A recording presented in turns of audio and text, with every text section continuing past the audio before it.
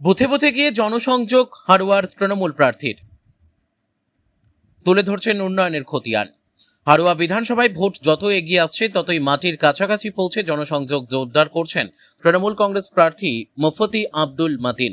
প্রার্থী ঘোষণার পর থেকেই তিনি কার্যত পুরো বিধানসভা চষে বেড়াচ্ছেন। গোপালপুর, হারোয়া, দেগঙ্গা, শাসন থেকে শুরু করে দাঁতপুর প্রতিটি এলাকায় বুথ ভিত্তিক বৈঠক ও ছোট ছোট জনসভা করে সংগঠনকে চাঙ্গা করার পাশাপাশি মানুষের সঙ্গে সরাসরি যোগাযোগ বাড়াচ্ছেন।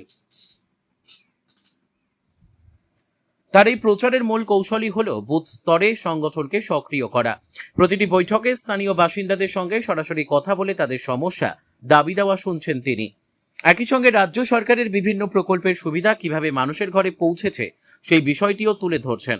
তার দাবি, এই ধারাবাহিক জনসংযোগই ভোটের ফল নির্ধারণে বড় ভূমিকা নেবে। এদিন দাঁতপুর গ্রাম পঞ্চায়েতের ভারপাড়ায় একটি নির্বাচনী সভায় বক্তব্য রাখতে গিয়ে মাতিন সরাসরি আক্রমণ শানান কেন্দ্রের বিজেপি এবং আম জনতা উন্নয়ন পার্টির নেতা হুমায়ুন কবিরকে। তিনি বলেন, বিজেপি ধর্মের নামে মানুষকে ভাগ করে রাজনীতি করছে, উন্নয়নের কোনো বাস্তব চিত্র তাদের কাছে নেই। আর যারা নতুন করে দল গড়ে বড় বড় কথা বলছেন, তারা আসলে মানুষের ভোট কেটে বিভ্রান্তি তৈরি করতে চাইছেন। তিনি আরো বলেন, মুখ্যমন্ত্রী মমতা বন্দ্যোপাধ্যায়ের নেতৃত্বে রাজ্যে 100-রও বেশি প্রকল্প চালু হয়েছে, যার সরাসরি সুবিধা পাচ্ছেন গ্রামের মানুষ। স্বাস্থ্যসাথী, লক্ষ্মীর ভাণ্ডার, কন্যাশ্রী, রূপশ্রী এই প্রকল্পগুলি সাধারণ মানুষের জীবনে বাস্তব পরিবর্তন এনেছে। তাই মানুষ উন্নয়নের পক্ষে আছে, বিভাজনের রাজনীতির পক্ষে নয়। মাতিনের বক্তব্যে উঠে আসে স্থানীয় উন্নয়নের প্রসঙ্গ। রাস্তা, পানীয় জল, শিক্ষা ও স্বাস্থ্য পরিষেবায় গত কয়েক বছরে যে পরিবর্তন হয়েছে তা আরও এগিয়ে নিয়ে যাওয়ার প্রতিশ্রুতি দেন তিনি। পাশাপাশি বুথ স্তরের কর্মীদের উদ্দেশ্যে তিনি আহ্বান জানান, বাড়ি বাড়ি গিয়ে মানুষের সঙ্গে যোগাযোগ বাড়াতে এবং সরকারের কাজের হিসাব পৌঁছে দিতে। সব মিলিয়ে হারোয়া বিধানসভায় তৃণমূল প্রার্থীর এই নিবিড় জনসংযোগ ও বুথভিত্তিক প্রচার যে নির্বাচনী লড়াইয়ে গুরুত্বপূর্ণ প্রভাব ফেলতে চলেছে তা নিয়ে রাজনৈতিক মহলে জোর চর্চা শুরু হয়েছে। বসিরহাট থেকে প্রদীপ সরকারের রিপোর্ট, বিগ নিউজ বাংলা। ভারপাড়া গ্রামে, এই গ্রামে আমার প্রচারে আজকে প্রথম দিন।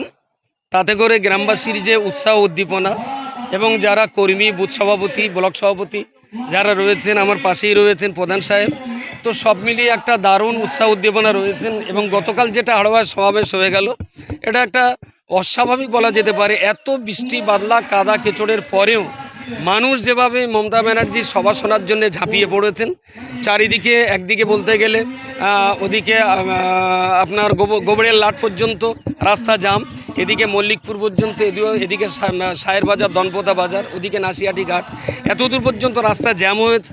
মমতা ব্যানার্জি প্রায় 1 ঘন্টা টাইম বক্তব্য দিয়েছেন, উন্নয়নের কথা বলেছেন, আরএসএস রাজ্যে ক্ষমতায় আসলে কি ঘটতে পারে সেটা বলেছেন। এবং জনমানুষে তার একটা দারুণ প্রতিক্রিয়া হয়েছে, মানুষ খুবভাবে গ্রহণ করেছেন। তাতে আমরা আশা করতেই পারি যে চতুর্থবারের জন্য তিনি ক্ষমতায় আসছেন।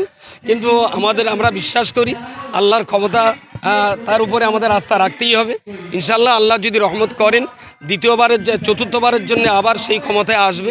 হিন্দু, মুসলমান, শিখ, ইসাই সবাই মিলেমিশে তার পতাকা তলে ঐক্যবদ্ধ হয়েছেন। এবং মুসলিমদের ভিতরে একটা গোষ্ঠী যারা ভুল বুঝে ঘুরপথে আরএসএসকে সুবিধা পাইয়ে দিচ্ছিল, তাদের ভিতরে অনেককে ফেরবার মতো সম্ভাবনা আমরা দেখছি। অনেক ইতিমধ্যে ফিরছেনও। তাদেরকে বোঝাতে হবে, তাদেরকে অন্যরকম বুঝিয়ে ধর্মের আবেগটাকে কাজে লাগিয়ে, ঠিক হুমায়ুন কবির ধর্মের আবেগ বিক্রি করে যেমন 1000 কোটি টাকা জেতবার ষড়যন্ত্র করেছে, এইরকম মুসলমানদের ধর্মের আবেগ নিয়ে আরও অনেকেই খেলাধুলো করছে। সবে তো সকাল হলো, বেলা আর একটু বাড়লে আরও কিছু স্পষ্ট হবে। আরও কিছু হুমায়ুন কবির আছে আমাদের ভিতরে, সেগুলো ধীরে ধীরে প্রকাশ পাবে।